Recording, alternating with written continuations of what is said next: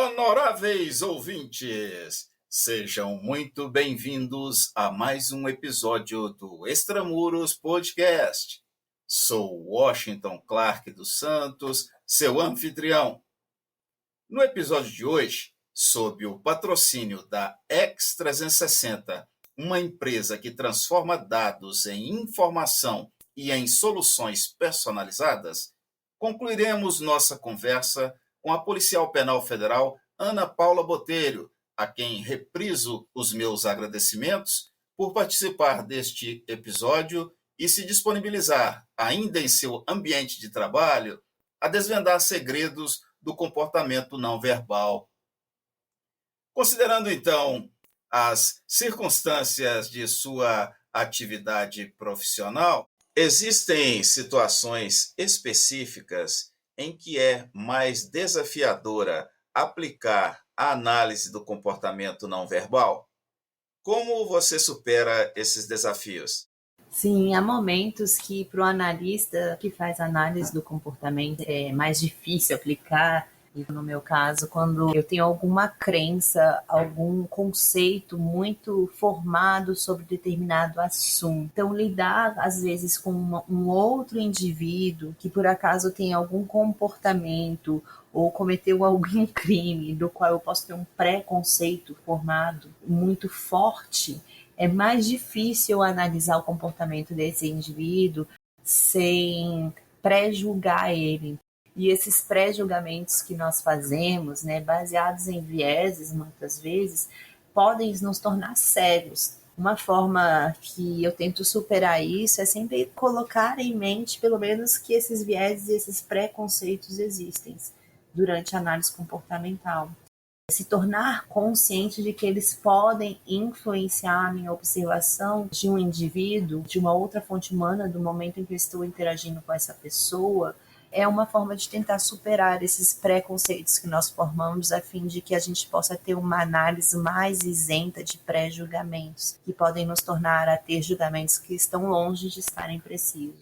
Além de analisar comportamentos em indivíduos específicos, ocorrem situações em que você também é requerida para avaliar a dinâmica de grupos em ambientes prisionais e, nestes casos, o grau de dificuldade é superior proporcionalmente? Sim, existe a possibilidade, sim, da gente ser requerida para fazer análise de comportamentos de grupos, não só de indivíduos. Quando nós estamos falando de comportamento, nós temos pelo menos 3 grandes grupos do qual nós estudamos comportamento. Nós podemos estudar o comportamento de determinada cultura, de determinado grupo ou de determinado indivíduo. Essa análise comportamental, ela pode claramente ser feita para observação de dinâmicas de grupos em ambientes prisionais, presos ligados a algum tipo de organização criminosas ou faccionados, ou determinado público-alvo, às vezes ligado a um determinado preso, como ocorre, por exemplo, nas ações de desinformação e propaganda, que são ações que são utilizadas pelo setor de inteligência. Nós fazemos a análise e descrição de comportamentos, às vezes sociais, para a aplicação dessas ações, como eu falei, a desinformação e a provocação, por meio do qual nós utilizamos essa ciência, né, que trata dos estados e processos mentais do comportamento dos seres humanos, das interações com o ambiente físico e social. E a partir dessa análise, nós podemos traçar um conjunto de características de alguns ambientes prisionais ou grupos de preso em determinados contextos. Claro, essa observação de grupos acaba sendo um pouco mais difícil, porque envolvem conceitos de psicologia de grupos, de como influenciar o comportamento de pessoas em grupos maiores, envolve o estudo da organização e do funcionamento das sociedades humanas e essas leis que regem essas relações sociais entre os indivíduos. Então, apesar da dificuldade ser um pouco maior, porque envolve mais conhecimento, não só da psicologia, mas às vezes da própria sociologia, é possível fazer com uma dificuldade um pouco maior. Em que dimensão a diversidade cultural de nosso território se constitui obstáculo para a aplicação das técnicas para a análise do comportamento não verbal? Nós temos aí uma diversidade cultural no nosso território enorme. Há que se entender, quando nós estamos trabalhando com a aplicação de alguma técnica de análise comportamental, há que se ter um pouquinho de conhecimento sobre o ecossistema social do qual você está analisando uma pessoa ou um determinado público-alvo. Nós vivemos numa sociedade em que o nosso ambiente, nós convivemos aí com diversos grupos, né, sinergéticos, antagônicos, é um ecossistema bastante diversificado, e o estudo desse ecossistema social e o comportamento coletivo, ele é super importante quando nós estamos trabalhando com esses comportamentos, sejam de cultura, de grupos, de indivíduo. Não só para a gente poder entender melhor a situação em que aquele indivíduo ou que aquele grupo se encontra, mas também para, às vezes, motivar ele no processo de fala dos indivíduos, ou mesmo traçar alguns indícios de personalidade. Há que se considerar sempre esse grande ecossistema, essa grande diversidade cultural do qual nós vivemos, para que seja aplicada uma boa técnica de análise do comportamento não verbal. Até porque, quando nós estamos falando de comportamento, não existe um padrão universal onde a gente pode encaixar pessoas em caixinhas certinhas. Então, é importante a gente entender todas essas regras que regem esse nosso grande ecossistema social. Visando maior eficácia, entendes como relevante a integração de ferramentas tecnológicas, tais como leitura facial e inteligência artificial, com suas habilidades de análise do comportamento não verbal? Bom, em relação à utilização e integração de ferramentas tecnológicas, eu acredito ser extremamente viável o emprego dos meios eletrônicos. Eles corroboram com o trabalho do analista do comportamento humano. Eles não substituem o analista, mas eles ajudam o analista. Por exemplo, alguns meios eletrônicos, eles podem com muito mais facilidade mapear um canal que nós temos chamado canal psicofisiológico da comunicação, porque é muito difícil a gente saber que tipo de alterações psicofisiológicas estão acontecendo dentro daquele indivíduo. Às vezes a gente tem um sinal audível ou visível de que alguma alteração ou estresse ou alguma alteração psicofisiológica está acontecendo, mas a gente não sabe pontuar exatamente. E o emprego do meio eletrônico vem nisso, no sentido de corroborar com o analista nessa observação. Então, assim, eu acredito que é mais eficiente, apesar de que em alguns cenários que nós temos na prática do profissional de inteligência, pode ser que algumas ferramentas elas não sejam tão fáceis de serem aplicadas mediante o contexto onde se dá a ação, mas elas corroboram com as habilidades de análise do comportamento. Ana, é possível ao indivíduo encobrir sinais de que já foi submetido a treinamento para ocultar sinais não verbais suspeitos? E como a análise do comportamento não verbal pode auxiliar nas entrevistas e interrogatórios no âmbito de toda a segurança pública? O que é importante a gente salientar é que as emoções elas podem ser úteis na avaliação da verdade.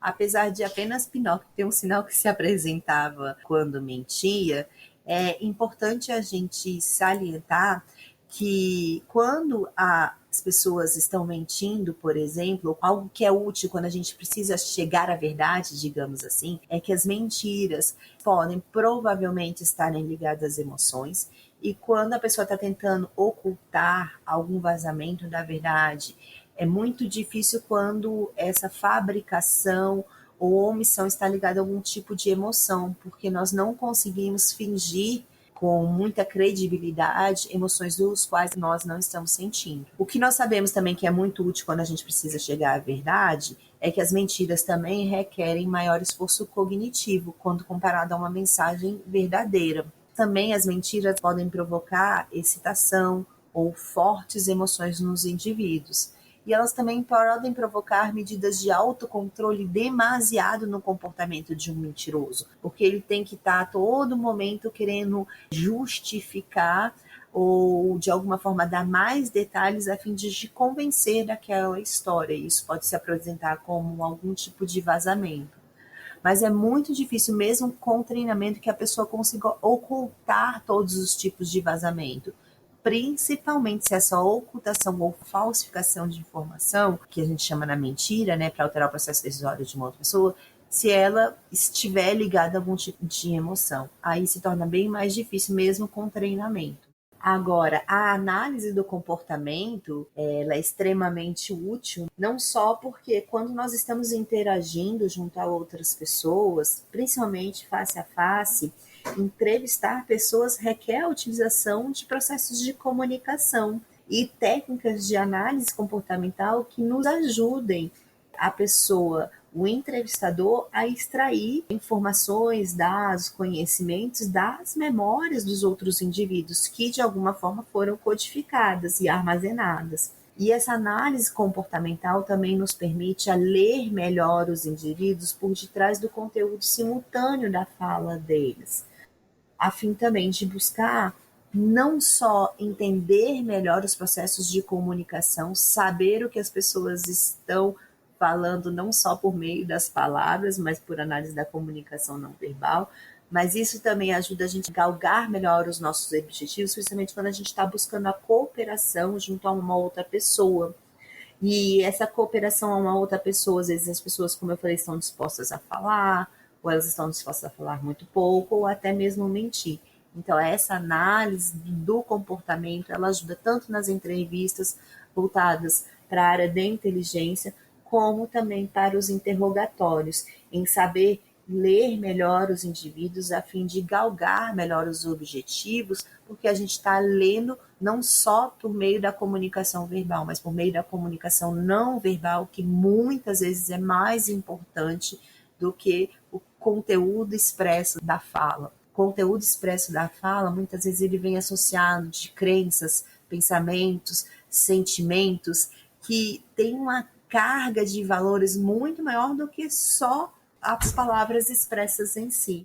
Caríssima, ao tempo em que caminhamos para o final de nossa conversa, reitero aqui a minha admiração pela tua conduta e competência, estendendo-a aos profissionais que contigo elevam o nome do Sistema Penitenciário Federal nessa bela e eficiente atividade. É sempre uma satisfação marchar com vocês. Deixo este espaço para as suas considerações finais. Muito obrigado. Bom, Dr. Clark, muito obrigado. Isso foi uma experiência ótima.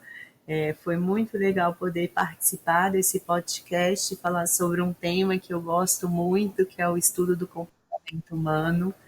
Agradecer a grande parceria que eu tenho com o senhor e sempre salientar que nós não podemos deixar que as nossas técnicas de análise comportamental sejam de alguma forma pobres, porque isso afeta a percepção das pessoas sobre o nosso sistema de justiça. Quando a gente faz, por exemplo, uma entrevista rasa ou pobre, isso pode desencadear outras ações. E no final, às vezes, os culpados podem escapar, os inocentes são condenados. Há uma justiça para crianças e adultos vulneráveis, ela pode ser ineficiente. Uma técnica de análise comportamental feita de forma errada não tem valor para ninguém. Ela acaba sendo um desperdício de tempo, de recursos. Ninguém vence.